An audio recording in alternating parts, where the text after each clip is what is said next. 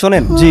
আজকে আপনাদের ভিতর থেকে যে সিলেক্ট হবে এই মসজিদে পুরো রমজান মাস নামাজ পড়িয়ে সে বেতন পাবে 15,000 টাকা। আলহামদুলিল্লাহ। ফ্রি থাকছে পুরো পরিবারের জন্য ঈদের নতুন পোশাক। হুজুর আপনি আসেন, প্রথমে আপনার সিরিয়াল যান। জাযাকাল্লাহু খায়রান।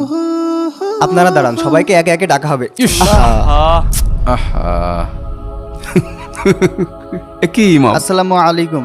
ওয়ালাইকুম আসসালাম। আপনার কোথাও লাগেনি তো? জি একটু লাগছে কিন্তু বেশি না। এত হালকা ইমাম দিয়ে আমাদের চলবে?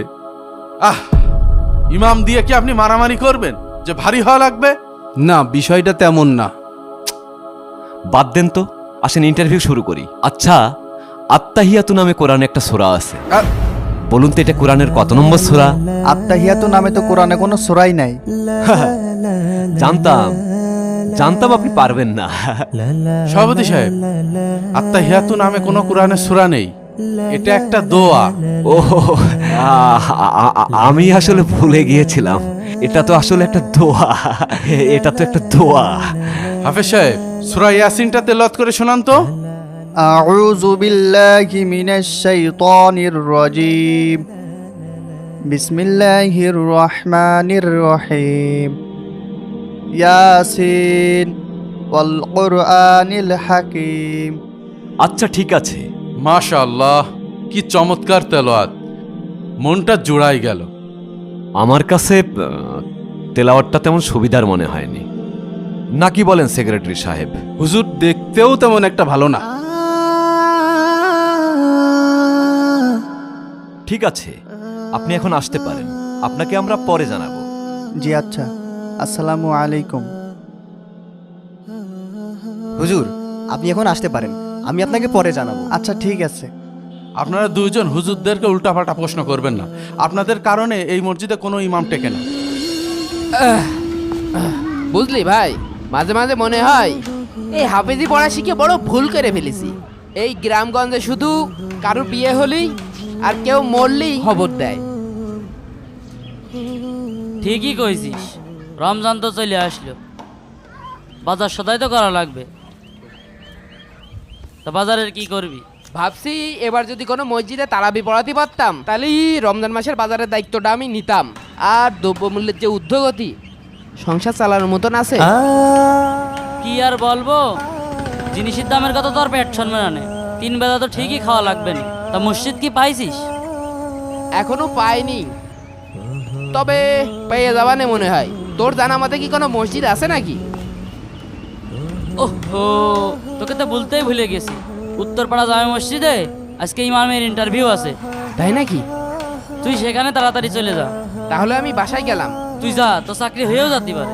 আর তুই এই যে এই কর্নারের গাছগুলো পরিষ্কার করা বাকি আছে, এটা পরিষ্কার করে বাড়ি আয়, ঠিক আছে? আচ্ছা ঠিক আছে। ও ভাই, হ্যাঁ? আমার জন্য দোয়া করিস, আমি গেলাম। আচ্ছা ঠিক আছে, আল্লাহ ভরসা, যা। হুজুর আসেন, এখন আপনার সিরিয়াল। আসসালামু আলাইকুম। ওয়ালাইকুম আসসালাম।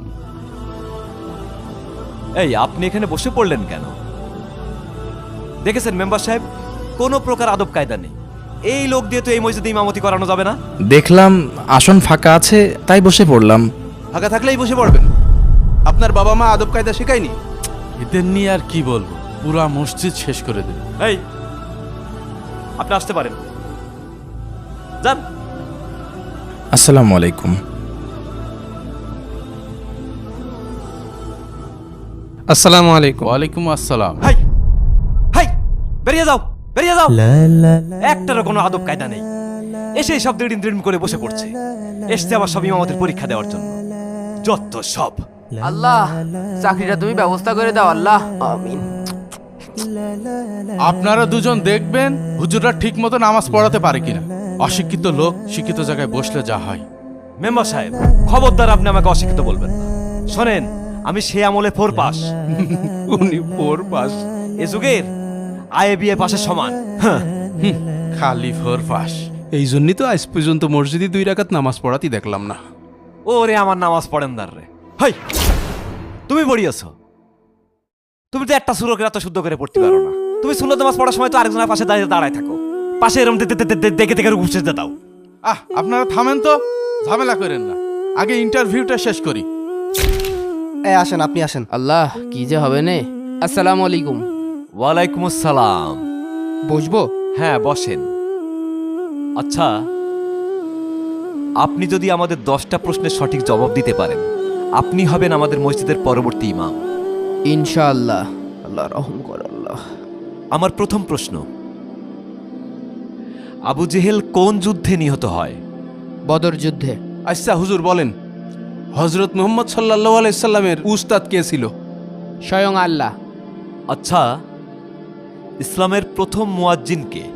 হজরত বেলাল রাদিয়াল্লাহু তাআলা আনহু।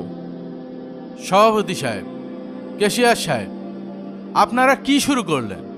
প্রশ্ন করবেন ইমাম সাহেব ঠিকমতো নামাজ পড়াতে পারে কিনা, সূরা কিরাত জানে কিনা। আহা, হাফেজ সাহেবের এলেম কেমন সেটা চেক করছি। 15,000 টাকা বেতনে চাকরি করবে, চাকরি না ছাই। আমরা তো সেভাবেই চেক করে নেব। করেন, যা ইচ্ছা তাই করেন। দুনিয়ায় থাকতে জান্নাতের সুসংবাদপ্রাপ্ত সাহাবীর সংখ্যা কত? 10 জন। যোগ্যতার ভিত্তিতে আপনাকে আমাদের মসজিদের আমরা ইমাম বানাতে পারি। আলহামদুলিল্লাহ আলহামদুলিল্লাহ আল্লাহ। তবে কিছু শর্ত আছে। জি বলেন, কি শর্ত? প্রথম শর্ত হচ্ছে, জুম্মার খুতবায় কোনো প্রকার রাজনৈতিক আলাপ করতে পারবেন না, আর সুদ ঘুষ নিয়ে তো কোনো কথাই বলতে পারবেন না। আর তারাবির নামাজ 30 মিনিটই শেষ করতে হবে। আর কিছু? মসজিদে 5 ওয়াক্ত সময় মতো আজান দিতে হবে, মসজিদ পরিষ্কার করতে হবে, আর কোনো ক্রমেই দেরি করা চলবে না। আপনারা যেভাবে বলছেন, এক কাজ করেন, একটা রোবট বানিয়ে নেন। নেও ঠেলা, আবার রোবট বানাতে হবে। 15,000 টাকা বেতন দিয়ে হাফেজ সাহেবের মাথা কিনে নিয়েছেন। আমার কোনো সমস্যা নেই, আমার চাকরিটা খুব দরকার ছিল। বাসায় রোজার বাজার নেই, যত কষ্টই হোক চাকরিটা আমি করব। সে ঠিক আছে বাবা, তারপরেও তো তুমি একজন মানুষ। 30 মিনিটে কোনোদিন তারা বিশ্বাস করা যায়? আর আপনারা এই নামাজ নিয়ে জান্নাত আশা করেন? ওভাবে দেখছেন কেন? এগুলোকে ফর্মালিটি বলে। এই ফর্মালিটি আমাকে শিখিয়েন না। আপনাদের মসজিদে 1 মাসের বেশি কোনো ইমাম টেকে না, শুধুমাত্র আপনাদের মূর্খতার জন্য। আল্লাহ যেসব গৃহকে মর্যাদায় উন্নীত করার এবং সেগুলোতে তার নাম উচ্চারণ করার আদেশ দিয়েছেন, সেখানে সকাল সন্ধ্যায় তার পবিত্রতা ও মহিমা ঘোষণা করে সেই সব লোক যাদের ব্যবসা বাণিজ্য ও ক্রয় বিক্রয় আল্লাহর স্মরণ থেকে, নামাজ কায়েম করা থেকে এবং জাকাত দেওয়া থেকে বিরত রাখে না।